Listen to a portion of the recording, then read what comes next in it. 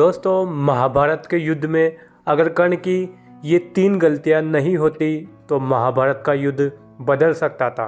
जी हाँ दोस्तों, कर्ण की ऐसी 3 गलतियां जिसके कारण उसकी मौत की वजह बनी। मित्रा, और आज की इस वीडियो में हम आपको बताएंगे। दोस्तों, इस बात से कोई इनकार नहीं कर सकता कि महाभारत के प्रसिद्ध योद्धा और अंतिम दिनों में कौरवों की सेना के सेनापति कर्ण अपने पति द्वंद्व अर्जुन से श्रेष्ठ धनुर्धर थे, जिसकी तारीफ स्वयं भगवान श्री कृष्ण ने भी की थी। लेकिन कहते हैं कि कुसंगति का असर बहुत घातक होता है। बहुत कम लोग ही होते हैं जो कमल के पुष्प के समान होते हैं। इस कुसंगति के चलते ही कर्ण की कई बार गलतियां करते हुए गए। उनकी गलतियां ने कौरवों और पांडवों के युद्ध में उनको कमज़ोर बना दिया था। जी हाँ दोस्तों, मैं बात कर रहा हूँ कर्ण की वही 3 गलतियाँ इस वीडियो में। दोस्तों, अगर वीडियो में आप नए हैं, चैनल पर नए हैं, तो चैनल को ज़रूर सब्सक्राइब करें। दोस्तों, वीडियो में आगे बढ़ने से एक बार कमेंट में हर हर महादेव ज़रूर लिखें, ताकि आपकी हर मनोकामनाएं सोमवार के दिन ज़रूर पूरी होगी। दोस्तों, महाभारत युद्ध में कर्ण सबसे शक्तिशाली योद्धा माने जाते हैं। कर्ण को किस तरह से काबू में रखा जाए, यह कृष्ण के लिए भी चिंता का विषय हो चला था। लेकिन कर्ण दानवीर, नैतिक और संयमशील व्यक्ति थे। ये तीनों ही बातों उनकी विपरीत पड़ गई। कैसे? कर्ण के बारे में सभी जानते हैं कि वे सूर्य कुंती पुत्र थे। उनके पालक माता पिता का नाम अधिरथ और राधा था। उनके गुरु परशुराम और मित्र दुर्योधन थे। हस्तिनापुर में ही कर्ण का लालन पालन हुआ। उन्होंने अंग देश के राज्य सिंहासन का भार संभाला था। जरासंध को हराने के कारण उनको चंपा नगरी का राजा भी बना दिया गया था।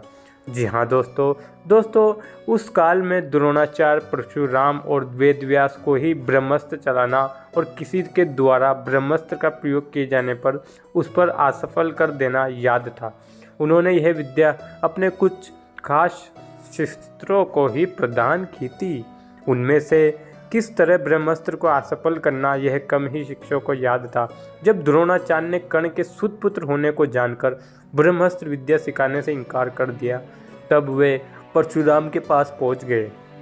परशुराम ने प्रण लिया था कि इस विद्या को किसी ब्राह्मण को ही सिखाएंगे, क्योंकि इस विद्या के दुरुपयोग का खतरा बढ़ गया था। कर्ण यह सीखना चाहता था, तो उसने परशुराम के पास पहुंचकर खुद को ब्राह्मण का पुत्र बताया। दोस्तों, यह कर्ण की सबसे बड़ी पहली गलती थी। उनसे यह विद्या सीख ली और परशुराम ने ब्रह्मास्त्र के अलावा कर्ण को अन्य सभी अस्त्रों की शिक्षा दी थी। फिर एक दिन जंगल में कहीं जाते हुए परशुराम जी को थकान महसूस हुई। उन्होंने कर्ण से कहा कि वे थोड़ी देर सोना चाहते हैं। कर्ण ने उनका सिर अपनी गोद में रख लिया। परशुराम गहरी नींद में सो गए। तभी कहीं से एक कीड़ा आया और वह कर्ण की जांघ पर डंक मारने लगा। कर्ण की जांघ पर घाव हो गया, लेकिन परशुराम की नींद खुल ना जाने के भय से वह चुपचाप बैठा रहा। घाव से खून बहने लगा। बहुत खून ने जब परशुराम को छुआ तो उनकी नींद खुल गई। उन्होंने कर्ण से पूछा कि तुमने उस कीड़े को हटाया क्यों नहीं? कर्ण ने कहा कि आपकी नींद टूटने का डर था, इसीलिए। परशुराम ने कहा कि किसी ब्राह्मण में इतनी सहनशीलता नहीं हो सकती। कर्ण, तुम जरूर कोई क्षत्रिय हो, सच बताओ। तब कर्ण ने सच बता दिया। क्रोधित परशुराम ने कर्ण को उसी समय श्राप दिया कि तुमने मुझसे जो विद्या सीखी है वह झूठ बोलकर सीखी है, इसीलिए जब भी तुम्हें इस विद्या की सबसे ज़्यादा आवश्यकता होगी तभी तुम इस भूल जाओगे, कोई भी दिव्यास्त्र का उपयोग नहीं कर पाओगे। लेकिन अब सवाल यह उठता है कि यदि वह झूठ नहीं बोलता तो सच में क्या परशुराम उसे विद्या सिखाते? नहीं सिखाते, तब वे किससे सीखते? निश्चित ही यह भूल थी। तो ये कर्ण की दूसरी भूल थी दोस्तों, कवच और कुंडल। भगवान कृष्ण यह भली भांति जानते थे कि जब तक कर्ण के पास उसका कवच और कुंडल है तब तक उसे कोई नहीं मार सकता। ऐसे में अर्जुन की सुरक्षा की कोई गारंटी नहीं। उधर देवराज इंद्र भी चिंतित थे, क्योंकि अर्जुन उनका पुत्र था। भगवान कृष्ण और देवराज इंद्र दोनों जानते थे कि जब तक कर्ण के पास पैदाइशी कवच और कुंडल है वह युद्ध में अजय रहेगा। तब कृष्ण ने देवराज इंद्र को एक उपाय बताया और फिर देवराज इंद्र एक ब्राह्मण के वेश में पहुंच गए। कर्ण के द्वार देवराज भी सभी के साथ लाइन में खड़े हो गए। कर्ण सभी को कुछ ना कुछ दान देते जा रहे थे। बाद में जब देवराज का नंबर आया तो दानी कर्ण ने पूछा, विप्रवार आज्ञा कीजिए, किस वस्तु की अभिलाषा लेकर आए हैं। विप्रबंध ने इंद्र ने कहा, है महाराज, मैं बहुत दूर से आपकी प्रसिद्धि सुनकर आया हूँ। कहते हैं कि आप जैसे दानी तो इस धरा पर दूसरा कोई नहीं है।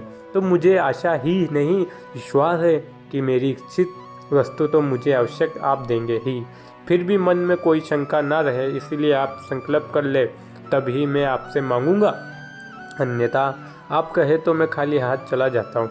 तब ब्राह्मण के वेश में इंद्र ने और भी विनम्रता पूर्वक कहा, नहीं नहीं राजन, आपके प्राण की कामना हम नहीं करते, बस हमें इच्छित वस्तु मिल जाए तो हमें आत्म शांति मिले। पहले आप प्रण कर ले तो ही मैं आपसे दान मांगू। कर्ण ने तेज में आकर जल हाथ में लेकर कहा, हम प्रण करते हैं विप्रवर, अब तुरंत मांगिए। तब क्षत्र इंद्र ने कहा, राजन, आपके शरीर के कवच और कुंडल हमें दान स्वरूप चाहिए। एक पल के लिए सन्नाटा छा गया, मानो आसमान में अंधेरा हो गया, बादल गरजने लगे। कर्ण ने इंद्र की आंखों में झांका और फिर दानवीर कर्ण ने बिना एक क्षण भी गवाए अपने कवच और कुंडल अपने शरीर से खंजर की सहायता से अलग किए और ब्राह्मण को सौंप दिए। तो दोस्तों, ये कर्ण की तीसरी सबसे बड़ी गलती थी। अगर कवच और कुंडल को कर्ण दान नहीं करता तो आज महाभारत का युद्ध कुछ और होता और आप इस वीडियो को मेरे चैनल पे नहीं देखते। तो धन्यवाद दोस्तों। अगर वीडियो पसंद आई है तो लाइक करिए, शेयर करिए, चैनल पर नहीं है तो चैनल को सब्सक्राइब करिए। धन्यवाद।